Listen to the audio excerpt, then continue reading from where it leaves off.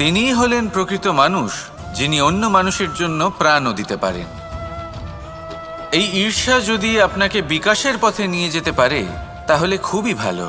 যদি আপনাকে অন্য কাউকে বিনাশ করে দেওয়ার পথে অগ্রসর করে তাহলে তার থেকে দূরে থাকাই ভালো। যেমন ধরুন, আপনার কাছে একটা সুচ আছে যার দ্বারা আপনি ছেঁড়া কাপড়ও সেলাই করতে পারবেন বা অন্য কারোর পাত্রে ছিদ্রও করে দিতে পারবেন। আপনি কি চাইবেন, নিজের বিকাশ নাকি অন্য কারোর বিনাশ? সিদ্ধান্ত আপনারই। আসুন আর আমার সাথে ভালোবেসে বলুন, রাধা রাধা। সময় এবং ধন, একটা যা প্রকৃতি আমাদের দান করেন আর একটা যা আমরা নিজেরা অর্জন করি। কিন্তু যখন হারিয়ে ফেলার প্রসঙ্গ আসে তখন আমরা এই দুই একসাথে হারিয়ে ফেলি। এই সময় যদি আপনি গুনতে থাকেন তাহলে তা এমনিও নষ্ট হয়ে যাবে, কারণ সময় গণনা করতে আপনি যে সময় ব্যতীত করেন তা তো এমনিই নষ্ট হয়ে